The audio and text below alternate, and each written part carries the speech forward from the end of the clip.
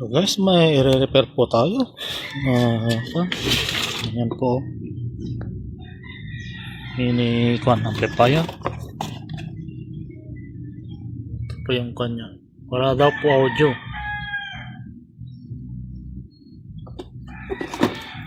Nabuksan ko na. Ito yung papunta sa speaker. Wala pong lumalabas sa speaker na audio. Patay tayo dyan. Saan na yung audio IC? Ito.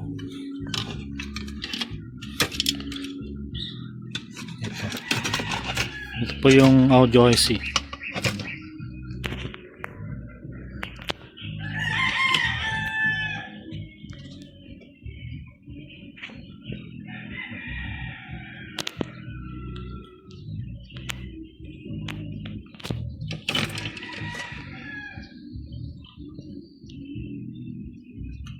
Kita sa parang may nakita ko, parang sunog push siya sunog sunog po yung IC po niya. Yan po yung problema po niya.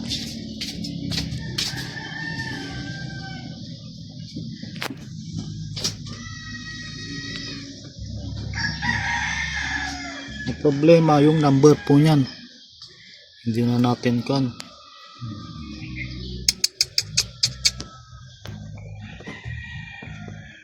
Yan lang po yung papalitan po natin. Kaso wala tayong makwan. Kasi burado po yung kanyan. Number niya, nasunog po yung number. Alam po natin.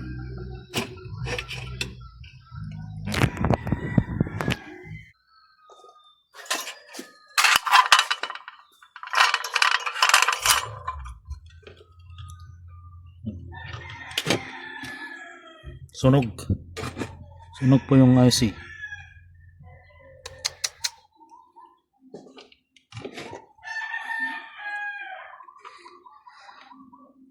Ang solusyon po nito ay convert po siguro to. Convert na lang po.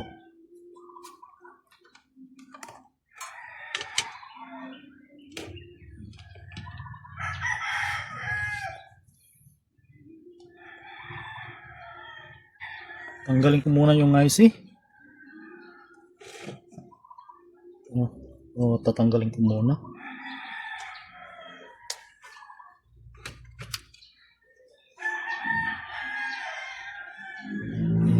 Stop ko muna. Tapos pakita ko na lang pag natanggal na po yung IC. Ito, natanggal na po natin. Isa. Natanggal na. Yung pyesa na dito na. Nag-isipan ko muna kung anong dapat kong gagawin. Tignan ko muna kung makikita pa yung number. Tapos order na lang po natin yung parts. Pero pag hindi makita yung number, I think convert na po yung bagsak po nito. Pero check ko muna kung ilang volts po yung pumupunta po dito. Bago tayo order ng module, amplifier module. Check ko muna ito. Then, check ko yung power supply kanya, yung ilang volts po yung lumalabas po dito. So sad, wala, hindi mahanap kasi yung number niya nasunog po talaga. Kaya ang solusyon na lang po ito ay convert na lang po. Check ko muna yung supply po nito kung ilang volts po yung lumalabas. Convert na lang po ito.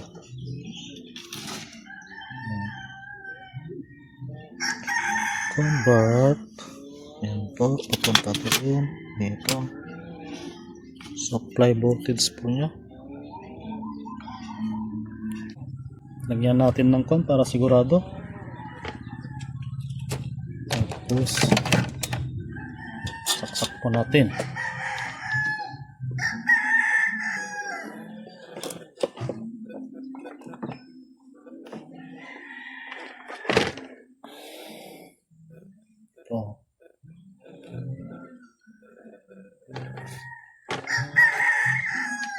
volts? Ilang volts?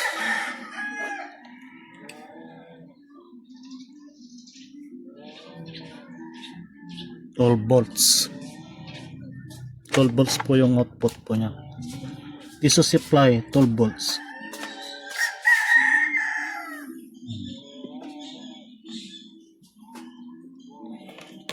Volts.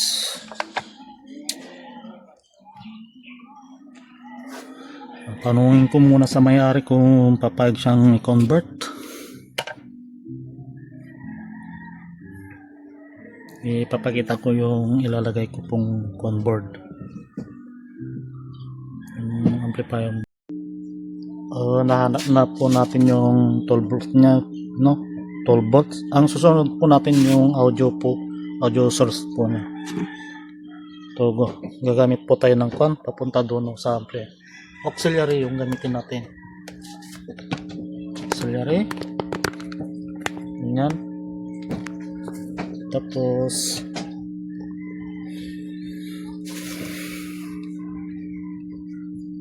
patugtog po tayo. Ay, connect po natin. So, Bluetooth.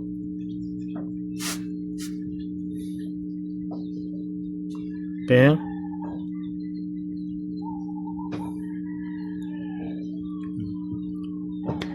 Ayan po. Tapos saka natin nag-play ng music.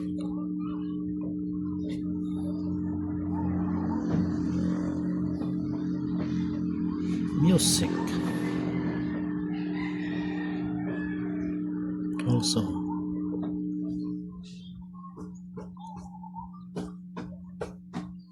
Nag-play na po siya. Volume natin. Lagyan natin doon. Then, ito.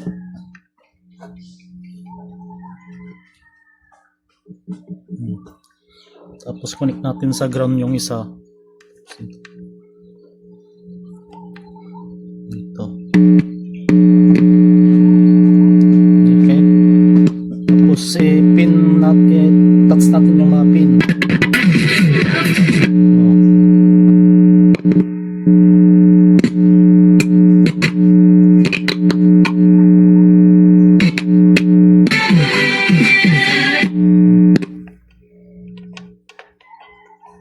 Malakas masyado.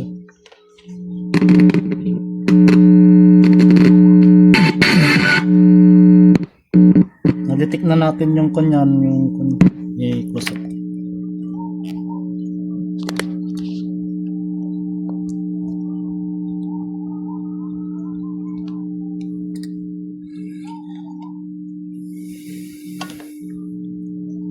Ito po yung isa.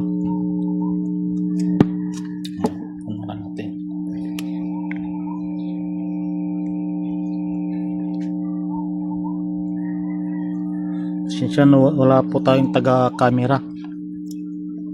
Dito. Ito yung isa. Sa pin 3. Ano kasi tumunog pag nandito yung ground. Pin 3. 1, 2, 3.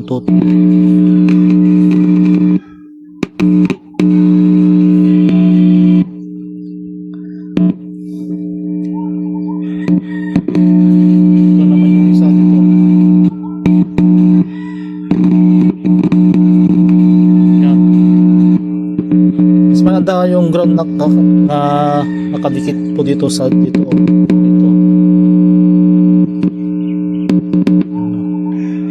Po yung pagdetect ng source, audio source po niya. Saka natin nilagay yung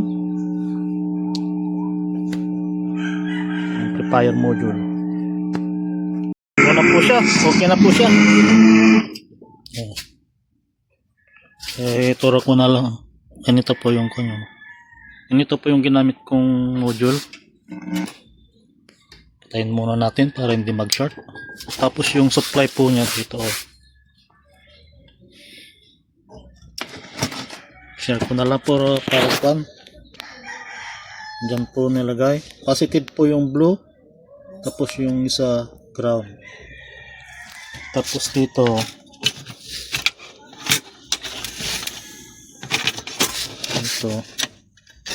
sa capacitor ko po nilagay kasi pag sa kwan kasi natutuklap po sila.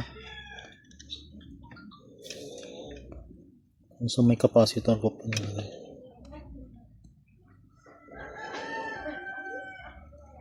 Ayan. Ayan isa.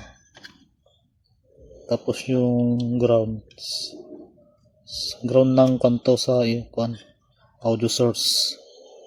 Yan po. Tandaan nyo na lang po. Hindi po maganda yung kasi nanginginig po yung kamay ko. Dahil nag-work po ako kahapon. Ito po yung isa. Sa tapat po ng C2 yan po. C2. Tapos yan. C11. No?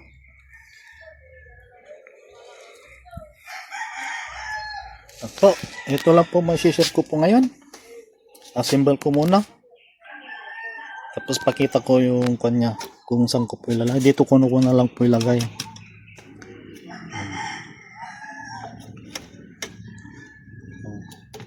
Lagay ko na lang po yung link kung saan ko po in order ito. Tapos idikit ko na lang po dito. Ayan po, nilagyan ko na lang po ng rubber. Tapos lagay po na dito. Ito.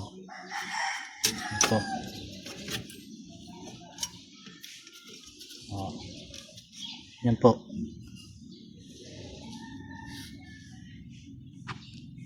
Yan po.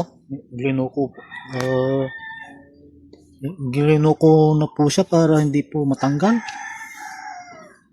Yan, kahit steady na po yan. Pag masira yung amplifier, ito na lang po yung papalitan. Ito. Sinicure ko na para hindi maputol yung mga wire. Tapos doon.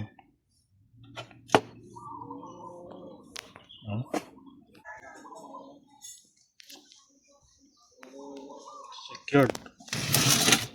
Front view.